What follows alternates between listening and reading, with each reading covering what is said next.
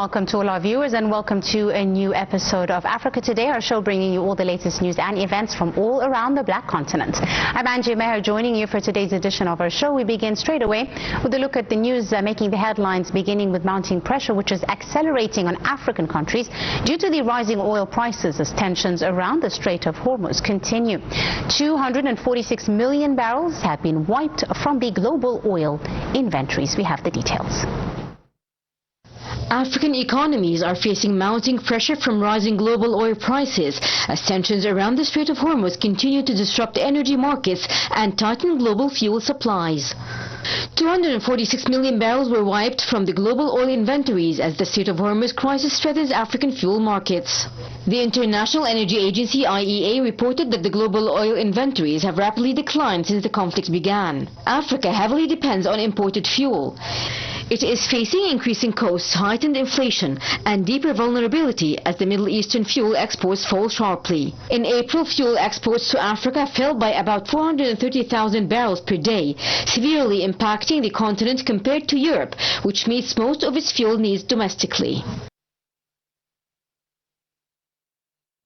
Clashes between police and protesters in Kenya killed 4 people on Monday. The protests erupted over fuel price hikes. Government last week raised retail fuel prices by as much as 23.5% after hiking them by 24.2% last month as the conflict in the Middle East squeezed global oil and gas supplies. We have the details in this report. 4 people were killed in protests against fuel price hikes prompted by the Iran war in several Kenyan towns on Monday. Its interior minister reported the numbers after a nationwide public transport strike stranded commuters. The Transport Sector Alliance said on Sunday that vehicles affiliated with its member associations would stop operating from midnight in protest, while police said they would act to tackle any disruptions.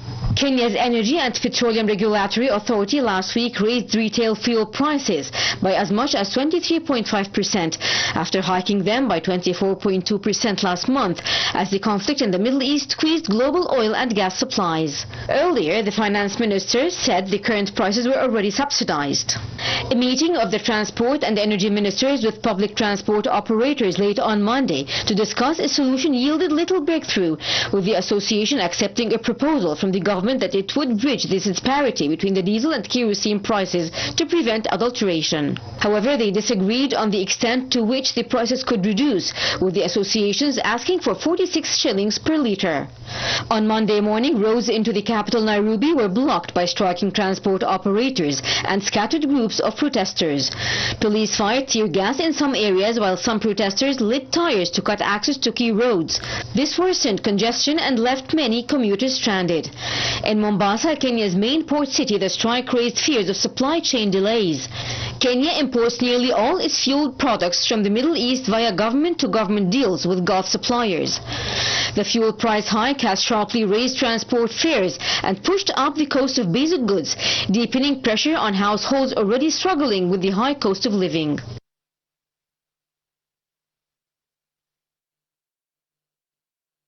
At least 131 deaths and over 500 suspected cases have been reported in the latest Ebola outbreak in eastern Congo. The Congolese Health Ministry made the announcement Tuesday as the World Health Organization's head expressed concern over the scale and speed of the epidemic. We have the details in this report. A panel of experts led by the World Health Organization will meet on Tuesday to discuss if there are any vaccine options to help tackle a major Ebola outbreak in Eastern Democratic Republic of Congo. There have been 131 suspected deaths and 500 cases linked to the outbreak of the Bundibugyo strain of Ebola, according to the WHO. The WHO and Africa Centers for Disease Control and Prevention have both declared it a public health emergency. There are no approved vaccines or treatments for the Bundibugyo strain of Ebola, which has a fatality rate of up to 40%. However, there is a vaccine named Ervebo, manufactured by Merck, that is used for the Ebola Zaire strain, but has shown evidence of providing some protection against Bundibugyo in animal studies. The potential for testing this and other options will be on the agenda.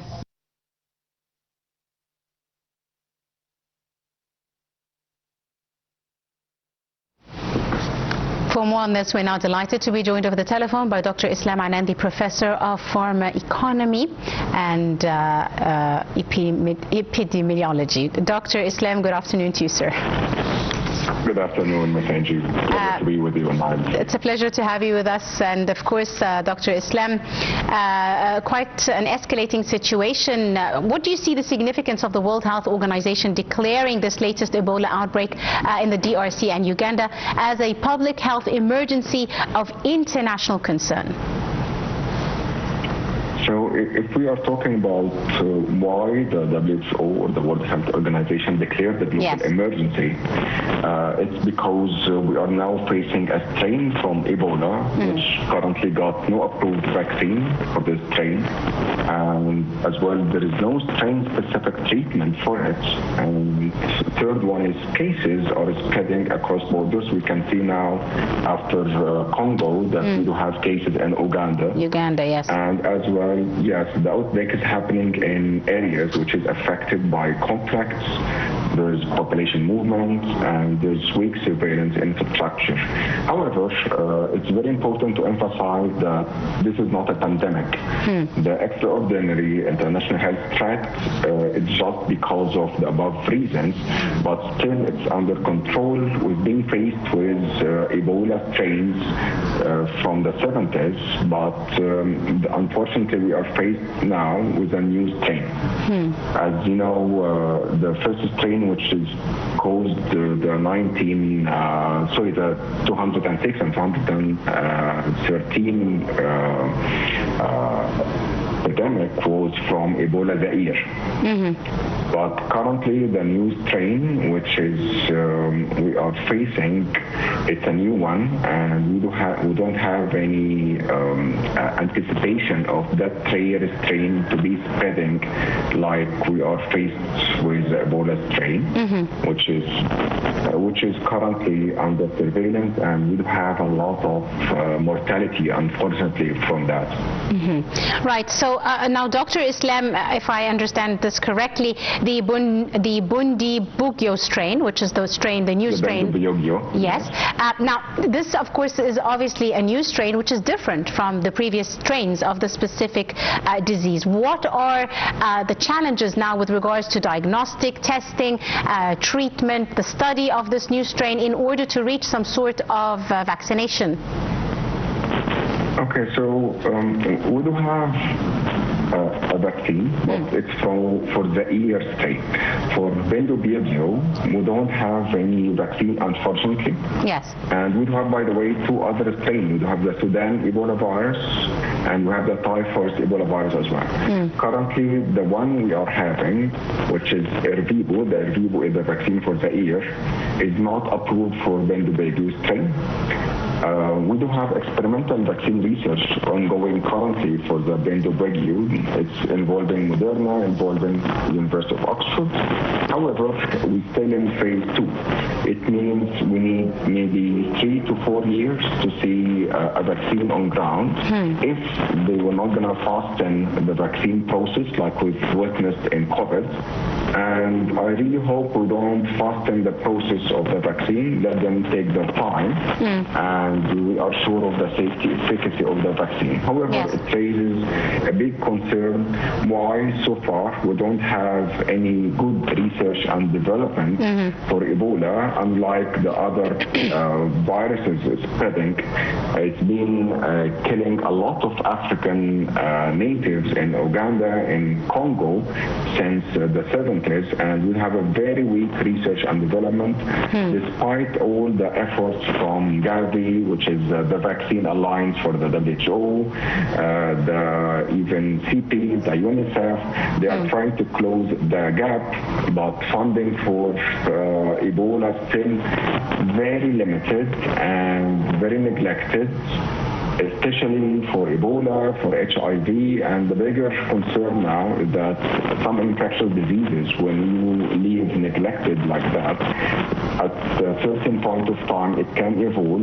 You can have a new strain, like the Gondobevir, which is very rare and now spreading, and it can face the whole world if we have travelers moving from Africa to other continents, but it will be too late to contain it. We know, of course, that Ebola is not spreading like COVID, for example. It's not going to be a global pandemic. However, we are talking about a very high mortality rate. Sometimes in some waves, we reached 60% case fatality rate, which is very high. If we compare it to COVID, if you remember, it was 1% fatality rate. So it's a very fatal virus, unfortunately. Indeed. Dr. Islam, now with the current assessment of the risk of global transmission, as you said, we're not there, but what containment measures are being prioritized specifically? As you said, the disease has crossed across borders. So what are some of the immediate priorities? What is being done to cater, for example, for frontline workers, medical professionals on the ground, specifically in the affected areas? So first of all is to focus on the high stress groups. We are talking about, as you mentioned, healthcare workers. Yes. And we have mortalities, unfortunately, among healthcare workers, elderly individuals, children, especially below 5 years, pregnant women, immunocompromised patients, people with chronic diseases, uncontrolled chronic diseases, and patients who arrive late to medical aid. And the latest patient profile who arrive late to medical care is the leading cause of death. So the second measure is to have an immediate action towards field hospitals and early detection of cases, because if you can detect the case early and it's going to the hospital, you can avoid the death or the complications or reaching the third stage. Just to talk very briefly about the symptoms, for Ebola we have 3 stages of illness. The first one is the fever, the fatigue, the muscle pain and headache, which is okay. Any patient can be early detected among the first phase. It's very easy to survive. However, if deterioration happens to the second stage, it involves vomiting, diarrhea, the pain, and internal bleeding. And this is a very serious symptom because it will deteriorate to the third stage, which is the hemorrhage stage. Severe hemorrhage, multi-organ failure, shock, and unfortunately, a potential death within 2 weeks. So having field hospital will make us avoid that. And fourth measure, which is border control, to make sure that no one is leaving the Republic of Congo unless it is actually examined at the airports or ports. And all the neighboring countries, we're talking a country like Uganda, are taking the same measures upon arrival of any passenger from the Republic of Congo. Another thing that should be done and currently ongoing from the WHO is to have a health education and awareness among healthcare workers, how to avoid infection, and among the population, how to make sure they are not infected. We're not talking about respiratory infection, so it's easily contained if the general public got the necessary awareness about how to avoid the dealing with infected cases or dealing with other animal hosts, like, for example, the bat, because it's actually transmitted originally before the human-to-human interaction from bats. Right. Now, Doctor, let's talk a bit about how, for example, the history of the outbreak of such a disease in the region of the Democratic Republic of Congo, for example. Has this given them some sort of edge or expertise with regards to managing the events evolving around the spread of this virus? How are they ensuring, for example, safety or safe burial, for example, practices, specifically given, you know, the sensitivities, cultural sensitivities, and the high risk of transmission after death as well?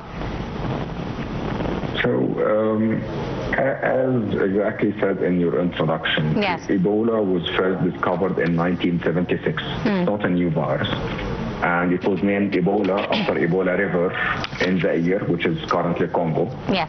However, the strain we witnessed back then was Zaire strain from that time, Africa witnessed multiple outbreaks, but the virus remained geographically limited in Congo, mainly because, as we mentioned, the transmission requires direct contact with infected bodily fluids, unlike any respiratory virus.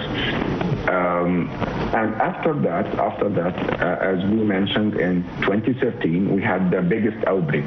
We're talking about 27,000 cases and around 18,000 deaths. So the WHO, the Congo, they made a lot of efforts to have a vaccine. They made a lot of efforts to have hospitals designated and specialized in treating Ebola. Still, we have a high fatality rate after that. It was 50 to 60% in the 70s.